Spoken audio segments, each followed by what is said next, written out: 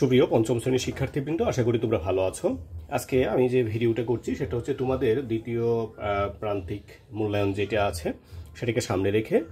তো এখানে আমরা সিলেবাস ন্যাপ প্রদত্ত যে সিলেবাস আছে, সিলেবাস অনুযায়ী আমরা যেটা দেখেছি সেটা হচ্ছে 106 থেকে তোমাদের 110 নম্বর পৃষ্ঠা পর্যন্ত জ্যামিতি তোমাদের দ্বিতীয় প্রান্তিক মূল্যায়নে থাকার সম্ভাবনা আছে, মানে এর ভিতর থেকেই থাকবে আর কি। তো এর মধ্যে প্রথম যে আলোচনাটা সেটা হচ্ছে রম্বস। তো এখানে তোমরা দেখতে পাচ্ছ আমি এখান থেকে বেশ কিছু আলোচনা করব, তারপর আমরা অন্যদিকে চলে যাব। তো এখানে একটা প্রশ্ন আছে, প্রশ্নটা বলছে কি, ডান পাশে দেখানো সমান আকৃতির আয়ত দুটির একটিকে অন্যটির উপর বসিয়ে বিভিন্ন আকৃতির চতুর্ভুজ তৈরি করি। আমরা কোন আকৃতিগুলো পাই সেটা প্রশ্ন রেখেছে।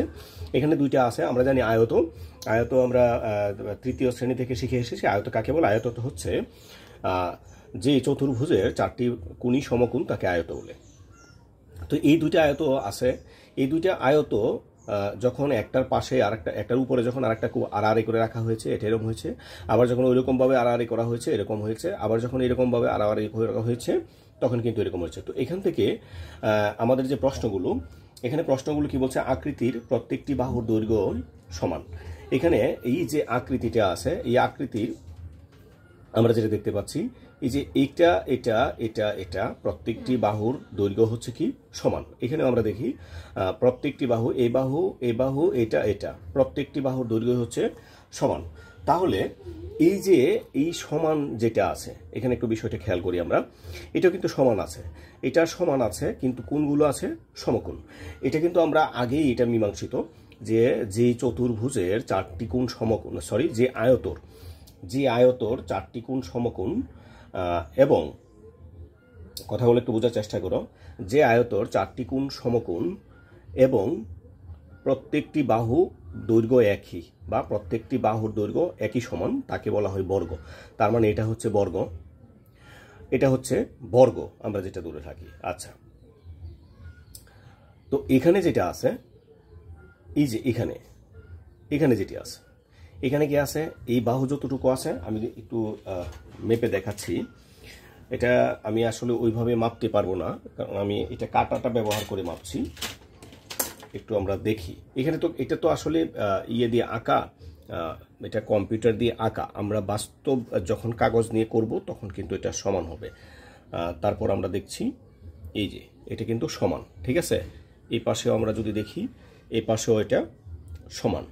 আবার যদি আমরা এই পাশে দেখি, এই পাশেও এটা সমান, তার মানে এটা সমান আছে। আবার যদি আমরা এটাকে মাপি, আমরা একটু এখানে দেখি, এটাকে যদি আমরা মাপি, এটা তারপর হচ্ছে এটা একই সমান, তাই না? একই সমান। আবার যদি আমরা এই পাশে যাই, এই যে এটা এবং এটা একই সমান, তার মানে এটারও চারটি বাহু সমান, এটার মধ্যেও আছে চারটি বাহু সমান। তো আবার এখানে যদি আমরা যাই, এখানে আমরা একটু দেখি, এই যে এটা, তারপর হচ্ছে এটা, তারপর এই দিকে, তারপর এইদিকে, এটারও চারটা বাহু সমান। তো এখন আমরা এখান থেকে যেটাতে বুঝতে পারলাম যে চারটি বাহু সমান থাকবে, চারটি বাহু সমান।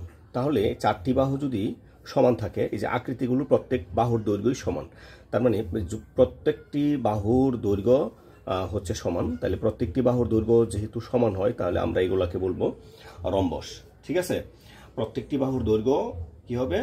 রম্বস। আচ্ছা, সরি, প্রত্যেকটি বাহুর দৈর্ঘ্য যখন একই রকম হবে এটাকে আমরা বলবো রম্বস।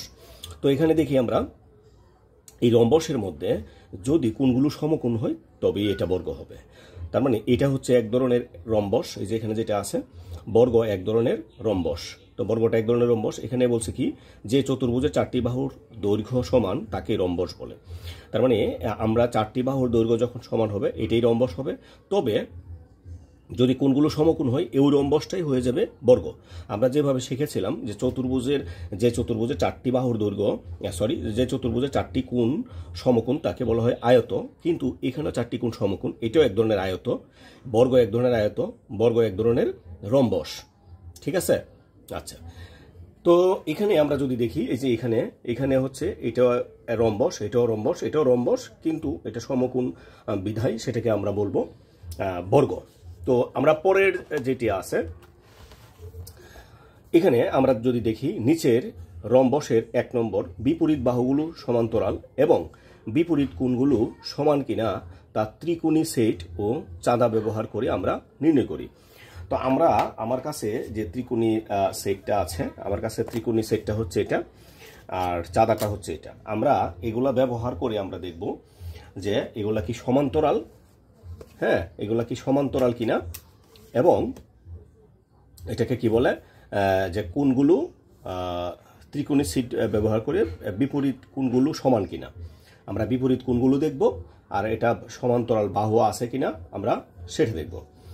তো আমরা সমান্তরাল বোঝার জন্য আমরা যেটা করব, আমরা এই যে এখানে যেটা আছে, এটা যেটা আছে, আমরা সমান্তরালটা যদি আমরা দেখি এখানে এটা কত আছে আমরা যদি দেখি, এখানে আশা করি দেখতে পাচ্ছ তোমরা, এই যে এখানে 1 থেকে এটা আছে কত 3, এটা হচ্ছে সেন্টিমিটার, এটা স্কেল দিয়েও করা যাবে, এটা সেন্টিমিটার। তারপর এটা কত আছে আমরা দেখি, এটাও 1 থেকে আছে 3, তার মানে এই দুইটা বাহুর দৈর্ঘ্য সমান আছে। আমরা দেখি এখন এই দুইটা বাহু, এটা যেহেতু এখান থেকে এটা 3 সেন্টিমিটার দূরে অবস্থিত, এটাও এটা 3 সেন্টিমিটার দূরে অবস্থিত, তার মানে একই কি বলে এটাকে একই দূরত্ব অতিক্রম করছে, তাই না? আমরা যদি এখানে দেখি, আমরা একটু খেয়াল করি, এখানে যদি আমরা দেখি, এখানে আমরা দেখি এখানে কত 2.1 সেন্টিমিটার দূরত্ব অতিক্রম করছে। আবার যদি আমরা এখানে দেখি, এখানেও 2.1 সেন্টিমিটার দূরত্ব অতিক্রম করছে, তার মানে এটা সমান।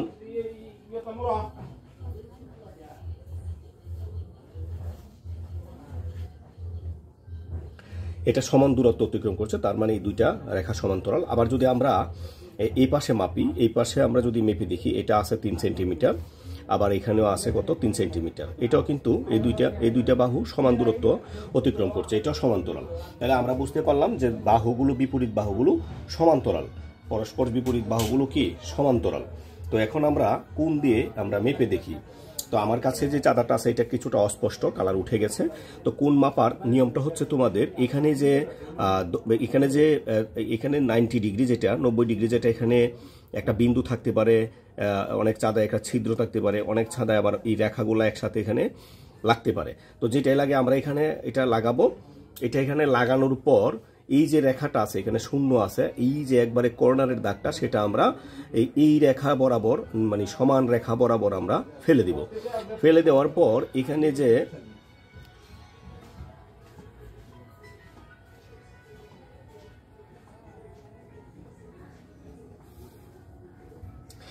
এটা ফেলে দেওয়ার পর এখানে যে আমাদের কোণের যে দাগগুলা রয়েছে, এগুলা দিয়ে আমরা মেপে মেপে দেখব। তো আমরা দেখি, এই যে আশা করি দেখতে পাচ্ছ, এই যে এখানে এই যে দাগ, এই যে দাগ ছিল, এই দাগের উপর আমি এটা রেখেছি, এবং এই দাগের উপর রাখার ফলে এই যে এখানে একটা দাগ আছে, এই যে এই দাগটা কিন্তু এই দাগের নিচের দাগে পড়ে নাই, আশা করি তোমরা দেখতে পাচ্ছ।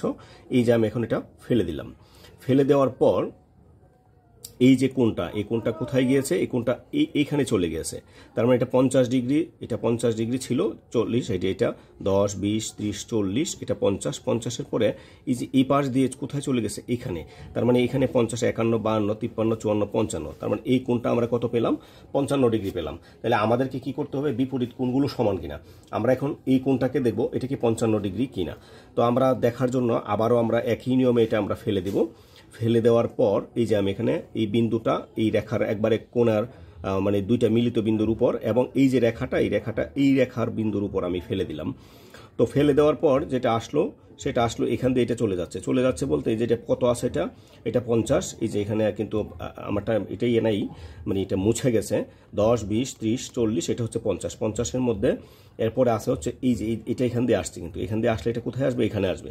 তার মানে 1, 2, 3, 4, 5, 5টি মানে 55। তার মানে আমরা এটা 55 পেলাম, এটাও 55 পেলাম, বিপরীত কোণগুলো সমান পেলাম। আবার যদি আমরা এটা এঁকে দেখি, এটা যদি আমরা এই পাশ আমরা আঁকি, এই যে আমি একটা ফেলে দিলাম, তো এটা কোথায় যাচ্ছে, এই পাশ দিয়ে যাচ্ছে। তো এই পাশ দিয়ে গেলে এটা কোথায় যাচ্ছে, আমরা কিন্তু এই পাশে যখন বাম পাশ থেকে কোণগুলো ধরবো, তখন উপরের গুলো আমরা গণনা করব।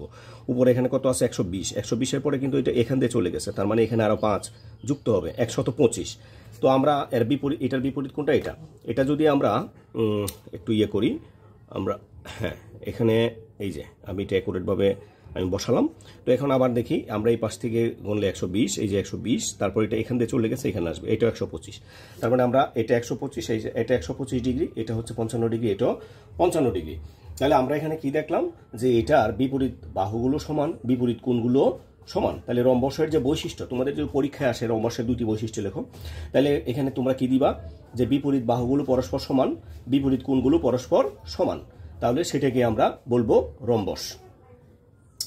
আর এটার মধ্যে আর একটা বৈশিষ্ট্য আছে, রম্বসের হচ্ছে প্রত্যেকটি বাহুই দৈর্ঘ্য হচ্ছে সমান, এই যে এখানে যেটি আছে, হ্যাঁ, এটাও আমরা একটা বৈশিষ্ট্যের মধ্যে, এটা প্রথম বৈশিষ্ট্য যাবে যে চতুর্ভুজের 4টি বাহুর দৈর্ঘ্য সমান, তাকে রম্বস বলে।